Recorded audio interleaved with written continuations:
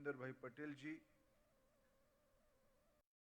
Higher education तथा technical education मंत्री गुजरात सरकार माननीय ऋषिकेश गणेश भाई पटेल जी,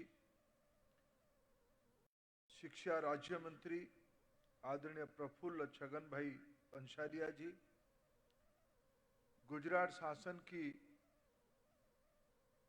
प्रमुख परामर्शदाता देश की वरिष्ठ प्रशासक आदरणीय Hasmukh Adhia ji, chairman UGC professor Jagdish Kumar ji, chairman AICTE professor T G Sitaram ji, शिक्षा विभाग के प्रिंसिपल सेक्रेटरी आदरणीय श्री मुकेश कुमार जी,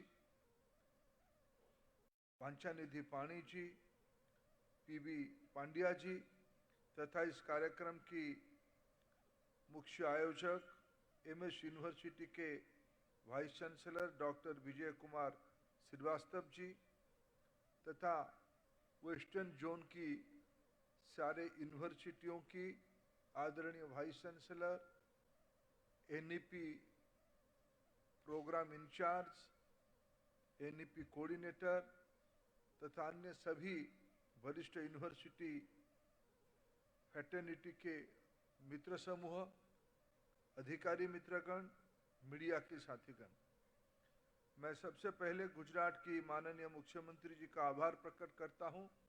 उन्होंने एनईपी 2020 का फोर्थ ईयर में उसकी ग्राउंड इम्प्लीमेंटेशन के लिए यूजीसी ने जो जोनल लेवल की कंसेप्ट लाया था, जोनल लेवल की इम्प्लीमेंटेशन स्ट्रैटेजी बनाने की जो कल्पना की गई थी, उसकी पहला जोनल लेवल की कॉन्फ्रेंस को आयोजित करने का दायित्व लिया। मैं दोनों को, गुजरात शासन को, विशेष करके माननीय मुख्यमंत्री जी को और एमएस यूनिवर्सिटी गुजरात को धन्यवाद देता हूं। मित्रों, ये एक सुखद संयोग है। पहला शिक्षा समागम 2022 में हम लोग काशी में आयोजित किया गया था। वो गंगा जी की किनारे शुरू हुआ। इसी साल जुलाई महीने में जब एनईपी की इम्प्लीमेंटेशन की 3 साल पूरा हुए, तब राष्ट्रीय राजधानी दिल्ली में आयोजन किया गया। भारत मंडपम का पहला प्रोग्राम हुआ और आज नर्मदा की पठार पे स्टैच्यू ऑफ यूनिटी के सामने भारत की भविष्य बनाने के लिए western zone vice chancellor conference का इस महत्वपूर्ण बैठक है। गंगा जी से लेके नर्मदा जी तक का प्रवास ये एक सफल प्रवास होगा, ये मेरा पूरा अपेक्षा है। मित्रों, ऐसे शिक्षा और एमएस यूनिवर्सिटी की बहुत पुराना संपर्क है। मैं एमएस यूनिवर्सिटी का नाम इसलिए ले रहा हूं, ये सारे गुजरात की इसमें प्रतिनिधित्व होता है। 140 साल पुरानी यूनिवर्सिटी समाज जीवन को दिग्दर्शित करते आया है और वेस्टर्न जोन की बाकी सारे जो यूनिवर्सिटी हैं, वे सभी लोग अपने अपने स्थान पे और अपने अपने स्थानीय समाज को और देश को शिक्षा की जगत में जोड़ने की, आपने उनको एक प्रज्वलित करने की आपने अनोखा प्रयास किया है। मैं अगर प्रारंभ में इतना कहूं कि आज देश की 4 करोड़ से ज्यादा हायर एजुकेशन में स्टूडेंट्स हैं, उसमें वेस्टर्न जोन में लगभग 15% स्टूडेंट हैं। 65 लाख से ज्यादा स्टूडेंट महाराष्ट्र, गुजरात, गोवा तथा अन्य केंद्र शासित इलाके के अंदर है और इस भाग भारत के अन्य भागों से थोड़ा भिन्न है। आर्थिक मानदंड से, बड़े बड़े प्रकल्पों को सोचने में, शिक्षा के और एक जो पहलू रहता है इंटरनेशनलाइजेशन, सदियों से इस इलाका विश्व के अन्य इलाका को एक्सपोज्ड है, बड़े बड़े इंस्टीट्यूशन से। इसलिए ये दुनिया को भारत के साथ जोड़ना और भारत को दुनिया तक पहुंचाने की एक महत्वपूर्ण पेडेस्टल है। इसलिए इस कॉन्फ्रेंस की महत्व और बढ़ जाती है एनईपी की इम्प्लीमेंटेशन के बैकग्राउंड में। और मैं गुजरात को फिर बधाई दूंगा, आपने तो आने वाले 10 साल की रोड मैप भी बना लिया है। आज एक छोटी सी प्रदर्शनी में उसकी कई झलक हम लोगों ने देखा।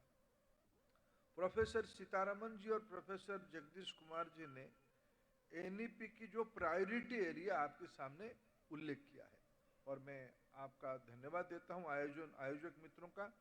आपने इस उद्घाटन सत्र के बाद जो 4 सत्र रखा है, 4 सेशंस रखा है, उसमें quality of education, skilling ecosystem in education, research, innovation, entrepreneurship in education, भारतीय परंपरा, ज्ञान परंपरा और वैश्विक इंटरनेशनलाइजेशन, ऐसे 4 आयामों में देश की एक्सपर्ट्स, मैं देख रहा हूं कई सारे विद्वान देश से अभी आए हैं, और आप लोगों के अनुभव से ऐसे एनईपी में तो प्रायोरिटाइज कभी कभी मैं सोचता हूं 100 से ज्यादा महत्वपूर्ण विषयों को किया गया है, और सारा विषय अपने आप में महत्वपूर्ण है और अनोखा है, लेकिन आपने उनमें से 4 विषय को प्रायोरिटाइज करके और कुछ विषय को आज दोनों प्रोफेसर्स ने उद्घाटन समिति में, उद्घाटन उत्सव में उसको रेखांकित किया है। आप उसमें विचार करोगे और मेरा अपेक्षा रहेगा ये सारे विचार एक बेस्ट प्रैक्टिसेस की कॉम्पेंडियम बन के कॉलेज स्तर तक जाए। 9 महीने से ज्यादा पढ़ने वाले विद्यार्थी हायर एजुकेशन की हिस्सा है, ये यूजीसी की डेफिनेशन है। उस दृष्टि से जो इंस्टीट्यूशंस उस काम पे लगे हैं, सरकारी हो या गैर सरकारी हो, देश में एक यूनिफॉर्मिटी लाने के लिए, देश को एक मिशन मोड पे कन्वर्ट करने के लिए, देश को $5 ट्रिलियन इकोनॉमी में परिवर्तित करने के लिए, देश को 2047 तक डेवलप्ड कंट्री परिवर्तन करने के लिए एक बेस्ट प्रैक्टिसेस की कंपेंडियम की आवश्यकता है। मैं एनईपी की नेशनल इंप्लीमेंटेशन के अलावा बेस्ट प्रैक्टिसेस तो इंस्टीट्यूशन पे होती है, और मैं वेस्टर्न जोन से देश की ओर से अपेक्षा कर रहा हूं आप इसकी अच्छे केस स्टडी बना के उसको कैसे नीचे पहुंचाएंगे उनकी आप चिंता करोगे। मित्रों, प्रायोरिटी एरिया में और 2-3 विषय और जुड़ा है। भारतीय भाषा इस बार की एनईपी इंप्लीमेंटेशन की एक महत्वपूर्ण रिकमेंडेशन है, और भाषा हमारी डेवलपमेंट में, सभ्यता की डेवलपमेंट में कभी बाधक नहीं रहा है। सारे इंस्टीट्यूशंस को, विशेष करके हायर एजुकेशन इंस्टीट्यूशंस की रोल और अधिक हो जाती है। हम आज देश में लगभग 30 करोड़ स्टूडेंट्स हैं। 3 से 23 इस एज ग्रुप की ब्रैकेट को अगर हम देखें, आबादी के लगभग 1/3, मोर देन 1/3 पॉपुलेशन उसी में है। 50 करोड़ नौजवान एज ग्रुप 3 से 23 तक है जो स्टूडेंटशिप में चलते हैं। स्कूल एजुकेशन है, टेक्निकल एजुकेशन है, प्रोफेशनल एजुकेशन है, लेकिन स्कूल और हायर एजुकेशन में इंजन तो हायर एजुकेशन है। Best practices, knowledge repository, new ideas, mapping the future, analysing the civilisational past, ये सारे की एक मॉडल बनाना, उसको एक एकेडमिक फॉर्म पे लेके आना, इसकी दायित्व हायर एजुकेशन वर्टिकल की है। मित्रों, इसकी दायित्व आप लोगों को लेना है। उसमें से भाषा, इसलिए भारत सरकार ने, प्रधानमंत्री जी ने सही मायने में उसको कहा है, भारत की सभी भाषा राष्ट्रीय भाषा है। आज तो टेक्नोलॉजी के कारण इसको कोई चुनौती नहीं रहा है। अनुबंधिनी जैसे, भाषणी जैसे इंस्ट्रूमेंट ने इसको और सहज और सुगम्य किया है। और इसके अलावा एनईपी के और एक प्रमुख प्रायोरिटी एरिया है स्किलिंग। व्यवसाय और उद्यमिता आधारित शिक्षा, रोजगार परस्त शिक्षा, इसके बारे में आपकी मॉडल देश के लिए काम पे आएगा। और विशेष करके गुजरात और महाराष्ट्र दोनों राज्यों में entrepreneurship, wealth creation, job creator, ये तो आपकी सामाजिक परंपरा है। सामाजिक परंपरा को, सोशल बिहेवियर प्रैक्टिस को अगर हम एकेडमिक कन्वर्जन करते हैं तो उसमें बेस्ट प्रैक्टिसेस निकलता है। आप इसको कैसे शोकेसिंग करोगे, मैं इस अपेक्षा, इस कॉन्क्लेव से मेरा अपेक्षा है। मित्रों, भारतीय ज्ञान परंपरा एक स्लोगन नहीं है। पिछले कुछ दिनों से एक विवाद चल रहा है। जैसे सहज समझने के लिए मैं कहूं, इस देश की नाम भारत या इंडिया, उसमें फर्क क्या है? भारत और इंडिया में कोई फर्क नहीं है। यह एक विषय है समझने के लिए। भारत तो नाम ही इस देश का। कॉलोनियल पीरियड में अंग्रेजी साहित्य को समझने पढ़ने वाले लोग इसकी नाम दिए इंडिया, और हमने अपने संविधान में भारत और इंडिया दोनों को स्वीकृति दिया है। और भारत तो भारतीय नाम है, मूल नाम है, सभ्यता की परिचय है। लेकिन आज हमारी बौद्धिक जगत में कुछ कुंठित लोगों के मन में, कुछ छोटे वर्ग के मन में ये विवाद, इसको विवाद बनाने की एक स्पर्धा लगी है। मित्रों, भारत की अभी अभी हम एग्जीबिशन देख रहे थे, पाश्चात्य की, निकट अतीत की पाश्चात्य के कुछ विशेषज्ञों ने साइंस के बारे में, टेक्नोलॉजी के बारे में उल्लेख करते हुए भारत की सोच के बारे में उल्लेख किया है। इस प्रदेश की जो एक महत्वपूर्ण गांव है बड़नगर, जिस गांव से हमारे प्रिय प्रधानमंत्री जी का जन्म हुआ था, उस गांव में सदियों पहले चाइनीज परिव्राजक वेन्सा आए थे। क्या समझने आए होंगे? क्या था को उसको समझने आए थे। जो था वही तो भारतीय परंपरा था। अगर हम हमारी सभ्यता को एक लंबे बड़नगर गांव में, मैं वैज्ञानिक प्रमाण के आधार पर कह रहा हूं, बड़नगर भारत, विश्व की, भारत नहीं, विश्व की जो लिविंग और कंटिन्यू निरंतर जीता जागता गांव में से एक गांव है बड़नगर। लगभग 2800 साल में सारे विपरीत परिस्थिति के बाद वहां लोग बस रहे हैं। जो बस रहे हैं ऐसे तो एक 10-15 लोग ही नहीं बस रहे हैं। वहां समाज जीवन है, कुछ ज्ञान है, कुछ अनुभव है, कुछ विश्वास है, कुछ अर्थनीति है। नैसर्गिक विपत्ति को जूझने के लिए प्रक्रिया है, प्रैक्टिसेस है। उसी का नाम है ज्ञान परंपरा, भारतीय ज्ञान परंपरा। और आज हमें क्या देखना है? हमें आज विश्व की आवश्यकता को देखना है। ग्लोबल रिक्वायरमेंट क्या है? G20 की इस बार की कॉन्फ्रेंस में प्रधानमंत्री जी ने दो विषयों की, अनेक विषयों की प्रायोरिटाइज किए। दो विषयों को मैं आज उल्लेख करना चाहूंगा। उन्होंने विश्व के सारे नेतृत्व को समझाने में सफल हुए कि हम सब लोग मिलकर टेक्नोलॉजी के कारण, इनोवेशन के कारण विश्व एक छोटा सा गांव बन चुका है। आज मेरे को श्रीवास्तव जी कह रहे थे हमारा YouTube में लाइव टेलीकास्ट होगा। मैं मानता हूं आज विश्व की लगभग 100 से ज्यादा देशों में रहने वाले गुजराती नौजवान इसको देख भी रहा होगा इस समय में। यह संभव है, यह कुछ साल पहले संभव नहीं था। जो टेक्नोलॉजी के कारण जो दुनिया छोटी हो रही है, दुनिया जब एक अपने पहुंच के अंदर पहुंची है, क्या उसमें जो आवश्यकता लगेगी, यह भी एक इलाका की आवश्यकता नहीं रहा है। और आज की परिस्थिति में यह ग्लोबल रिक्वायरमेंट हो चुका है। इसके लिए प्रधानमंत्री जी ने कहा कि हम आइए, क्या क्या इमर्जिंग स्किल्स लगेंगे, इसकी एक मैपिंग करने की आवश्यकता है। आज विश्व ने उसको स्वीकार किया है। प्रधानमंत्री जी ने दूसरा प्रायोरिटाइज किया कि दुनिया की गरीब देशों की, अंडर डेवलपिंग देशों की अपेक्षाओं को पूरा करने की दायित्व बड़े देशों की है, भारत की है। भारत डेवलप्ड नेशन नहीं हुआ है, उसके बावजूद हमने दायित्व लिया कि हमारी बेस्ट प्रैक्टिसेस को हम विश्व की छोटे और इमर्जिंग इकोनॉमी के साथ शेयर करेंगे। आज राष्ट्रीय शिक्षा नीति को विश्व की कम से कम मेरे साथ 25 देशों की संपर्क है, जिनकी अपेक्षा है कि हमारे आपके वहाँ की पद्धति हमारे वहाँ आए। मेरे सामने यहाँ दिल्ली IIT की डायरेक्टर प्रोफेसर रंगन बैनर्जी बैठे हैं। रंगन बैनर्जी अपने IIT को अबू धाबी में लेके पहुंच गए हैं। चेन्नई IIT, मद्रास IIT आज अफ्रीका पहुंच रहा है।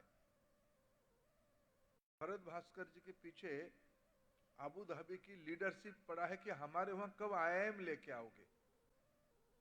यह आज भारत की ज्ञान परंपरा की प्रतिफलन है। मित्रों, इस बार की NEP जो आज आप इसकी विमर्श करोगे, ये सीमित नहीं रहेगा आपकी इंस्टीट्यूशन तक। ये प्रैक्टिसेस को विश्व की डेवलप्ड और अंडर डेवलपिंग देश चाहते हैं। आज हमारी इन दिनों में देश में जो सब सफलता हुई है, आज हम चंद्रयान 3 सफलता के साथ पूरा किए हैं। आदित्य L1 आज हमारी सफल हो चुके हैं। हमने गगनयान शुरू किया है।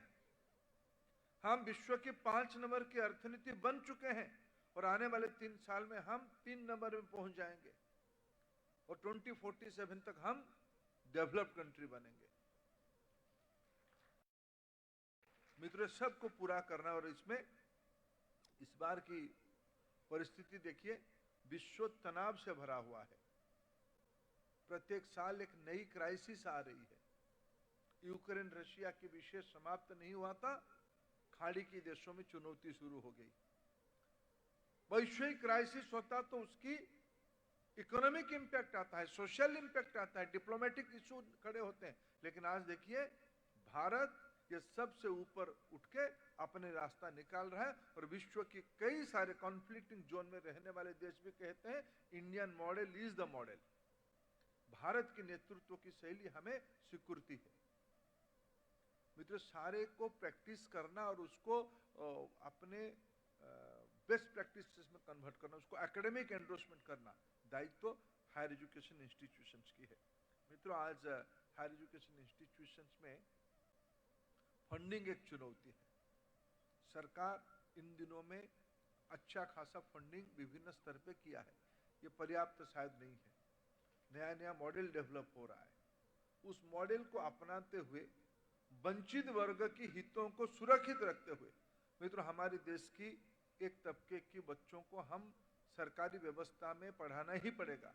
मैं आभारी हूं देश की व्यवस्था की ओर से। गुजरात शासन को मेरे को बहुत अच्छा लगा जब यहाँ कहा गया कि गुजरात की बजट में लगभग 1800 करोड़ रुपया स्कॉलरशिप दिया जाता है।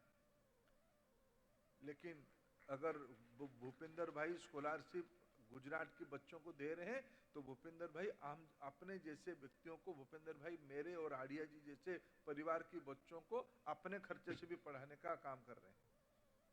सरकार के खर्चे से नहीं। हमारे देश में एक नया मॉडल इमर्ज कर चुका है। प्राइवेट पब्लिक पार्टनरशिप में those who can afford, let them spend from their own pocket. But we have to take care of a section of society, those who cannot afford. उनको मदद करना ही पड़ेगा, ये हमारा साथ दायित्व है। ये चुनौती कहीं नहीं। वेस्टर्न में जाओ तो सब कमर्शियलाइज है, हाई फीस है। कुछ सोशलिस्टिक कंट्री में जाओ तो सारा चीज सरकार के हाथ में है। दोनों नहीं हो सकता है। भारत में हमको तीसरा मॉडल अपनाना पड़ेगा जो बखूबी भारत के एजुकेशन इंस्टीट्यूशंस ने बनाया है। क्रॉस सब्सिडाइज हो आ रहा है। आज IIT IIM हमारे अपने इंटरनल रेवेन्यू भी बढ़ा रहे हैं, गरीब बच्चों को प्रोटेक्टेड तरीके से पढ़ा भी रहे हैं। ये सारे यूनिवर्सिटियों को धीरे धीरे अपना मॉडल खड़ा करना है। ये यूनिवर्सिटियों की लीडरशिप के ऊपर निर्भर करता है। मित्रों, यूनिवर्सिटी तो समाज के मंदिर है।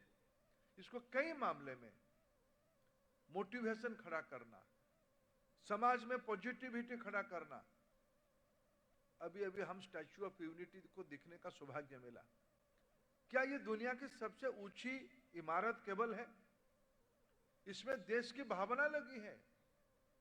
इसकी इंजीनियरिंग मार्वल को देखिए। अभी मेरे साथ IIT गांधीनगर की डायरेक्टर साहब थे, वो बार बार इस विषय को उल्लेख कर रहे थे। इसमें जो इंजीनियरिंग है उसके बारे में कम कहा जाता है, वो उसको कहना चाहिए।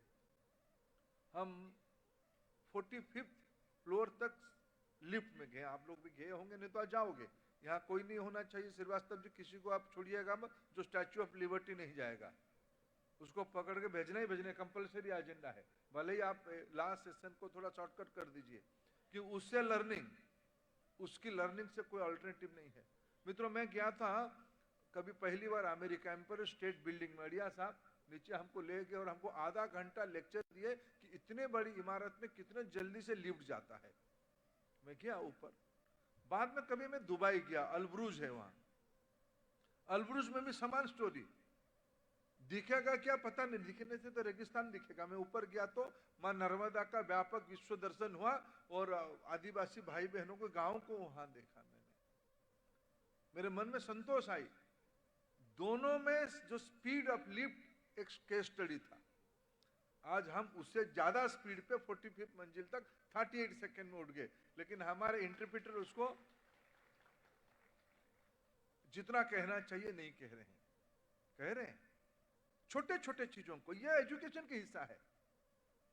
हमारी चीजों को, हमारी गौरव, यही तो भारतीय परंपरा है। भारतीय परंपरा नहीं है सिर्फ वेदों को कोट करना, भारतीय परंपरा है सरदार की उपलब्धियों को कोट करना। ये कॉन्फ्लिक्ट जोन में सरदार कैसे लोगों को इकट्ठा किया था, कैसे रियासतों को इकट्ठा किए बिना रक्तपात के, समझौता के कारण इतने बड़े देश को। यूरोप हर एक 25 साल में एक बार जुड़ता है और एक बार टूटता है। 25 साल में मैं कह रहा हूं। जर्मन टूट गया, क्यों टूटा जर्मनियों को मालूम नहीं, फिर मिल गए। यूरोपियन यूनियन हुआ, फिर उसके अंदर से ब्रेक्सिट हुआ। इंग्लैंड आयरलैंड हर एक डिकाड में एक बार झगड़ते हैं, फिर मिलते हैं। लेकिन हमारी देश को चुटकी भर में सरदार साहब ने कम समय में इकट्ठा कर दिया। मैं इसलिए खुद आज बहुत भावुक हूं। मित्रों, मैं भी एक छोटे सी रियासत से आता हूं। अगर सरदार ना रहते तो मेरे गांव कहां होता मेरे को पता नहीं है। क्या ये ग्लोबल केस स्टडी नहीं है? सोशल साइंस में इसको हम पढ़ाना नहीं चाहिए? कॉन्फ्लिक्ट मैनेजमेंट की ये एक बेस्ट प्रैक्टिसेस नहीं हो सकता है क्या? जो बचा कुचा था, माननीय नरेंद्र मोदी जी ने 370 उठा के कश्मीर को भी भारत के साथ मिले कर दिया। अभी गाजा पट्टी में क्या हो रहा है, उसकी तुलना में हमारी इंटीग्रेशन को देखिए। क्या ये सब, इसको कौन पहुंचाएगा? आखिर ये सारे चुनौती वाला समय में हमारे इकोनॉमी आज 6 से 8 के अंदर होवरिंग कर रहा है। विश्व के अनेक डेवलप्ड कंट्री, क्या कारण रहा है कि हमारी डिजिटल पब्लिक इंफ्रास्ट्रक्चर इन्हीं दिनों में नंबर 1 हो गया? क्या सिर्फ ये साइंटिफिक इनोवेशन था? और आज डिजिटल पब्लिक इंफ्रास्ट्रक्चर की यूजर कौन है? एकदम समाज जीवन की सामान्य से सामान्य व्यक्ति उसकी यूजर है। बॉटम ऑफ द पिरामिड बड़ा हो चुका है। क्या ये बेस्ट प्रैक्टिसेस नहीं होनी चाहिए? क्या ये एकेडमिक एंडोर्समेंट इसको नहीं करनी चाहिए क्या? एक मिस्र में पिरामिड बनाए थे, अभी तक हमने पिरामिड स्ट्रक्चर वहीं से हमारे ध्यान में आता है। मित्रों, सारे को रीओरिएंटेशन की आवश्यकता है। इसको हम कहने से कुछ लोग कह सकते हैं आप बदलना चाहते हो, हम बदलना नहीं चाहते, हम एक लंबी लकीर खींचना चाहते हैं। लंबी लकीर खींचना चाहते हैं, इसको करेगा कौन? University are autonomous to upgrade, to revise, to add, to delete their own curriculum. ये आप ही को करना है, कॉन्टेक्चुअलाइज करना है। आज के समय में भारतीयता को कॉन्टेक्चुअलाइज करना है, वैश्विक आवश्यकता को आपको ध्यान रखना है। मोबिलिटी इतने विषय नहीं था पहले, आज मोबिलिटी एक कल्चर बन चुकी है। हमारी देश की टूरिज्म को कौन प्रमोट करेगा? हमारी एकेडमिक एक्सेप्टेंस होगा, एकेडमिक एंडोर्समेंट होगा तो हमारी देश की टूरिज्म बढ़ेगी। ये सारा विषय कहते हैं अर्थनीति को अगर हमको डेवलप्ड कंट्री बनना है, अगर हमको $5 ट्रिलियन इकोनॉमी बनना है, और मैं महाराष्ट्र और गुजरात दोनों की अगर गोवा को भी मिला दूं, शायद $5 ट्रिलियन में, अड़िया साहब आप विशेषज्ञ हो, इसी में तो शायद 1.5 ट्रिलियन इसी जोन पे आएगा। इसी जोन पे 5 में से महाराष्ट्र और गुजरात और गोवा को टूरिज्म को मिला दो तो शायद 25%, 30% कंट्रीब्यूशन तो यहीं का होगा। और इसको कहां होगा? जब तक यहाँ के कॉलेज उस प्रकार के लड़का तैयार नहीं करेगा, लड़की तैयार नहीं करेगा। जब इसकी प्रोफेसर दुनिया की फ्यूचर ऑफ जॉब क्या है। मैं कुछ दिन पहले अनंत यूनिवर्सिटी आया था, अनुनय जी हमको मिले थे, उनको मैंने कहा था कि आप उन्होंने मेरे को बुलाया था एक फ्यूचर ऑफ द जॉब के ऊपर एक नेशनल ग्लोबल वर्कशॉप को। मैंने कहा था इसको सारे हम देश के लिए मॉडल बनानी है। सारे यूनिवर्सिटी में कभी घूमता हूं मित्रों, मेरे को बहुत सारे विषय में प्रश्न आता है, मैं पूछूं किसको, मैं पूछूं किसको। पहले अड़िया साहब थे, कम प्रशासक, ज्यादा वाइस चांसलर थे, उनको हम पूछ लेते थे। अभी पूछें किसको? अभी पूछना पड़ता है। पूछने का समाज के मन की सहज समाधान की उत्तर की जगह है विश्वविद्यालय, यूनिवर्सिटी, वाइस चांसलर, प्रोफेसर। मित्रों, एक नया कल्चर भारत में लाना पड़ेगा। एनईपी की प्रमुख रिकमेंडेशन है multi disciplinary, multiple exit entry, समाज की पार्टिसिपेशन इन एजुकेशन इकोसिस्टम।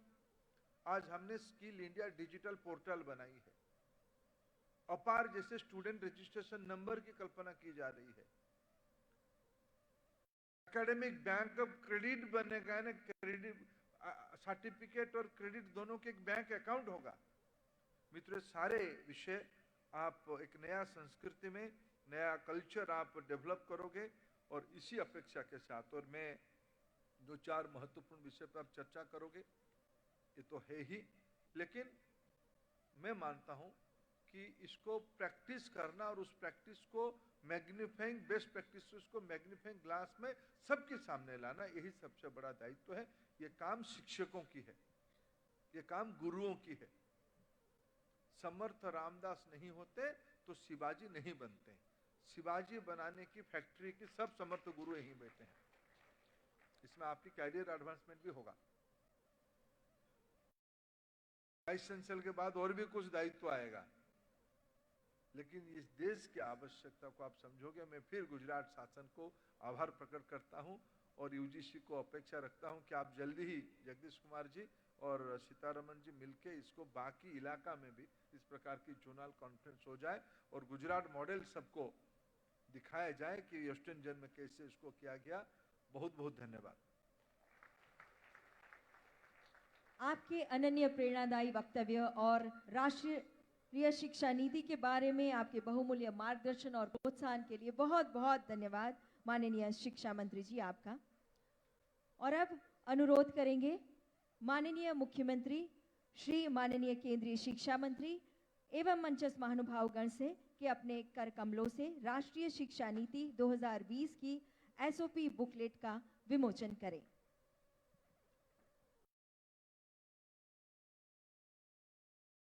राष्ट्रीय शिक्षा नीति 2020 की अमलवारी के लिए मार्गदर्शन के रूप में ये महत्वपूर्ण स्टैंडर्ड ऑपरेटिंग प्रोसीजर की यह पुस्तिका, आइए हम भी तालियों से इस विधि में सम्मिलित होते हैं।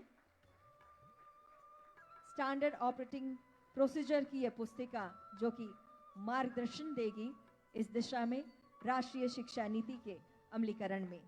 और साथ ही आज एमएस यूनिवर्सिटी द्वारा प्रकाशित अन्य दो पुस्तिकाओं का भी विमोचन महानुभावगण के कर कमलों से होगा।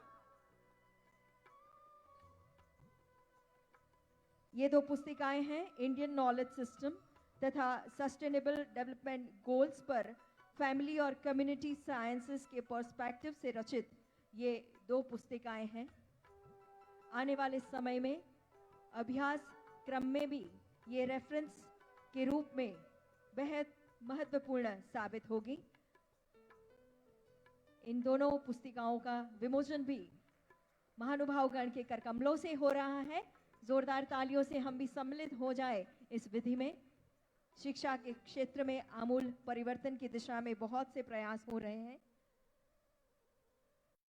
बहुत बहुत धन्यवाद सभी महानुभावगण का।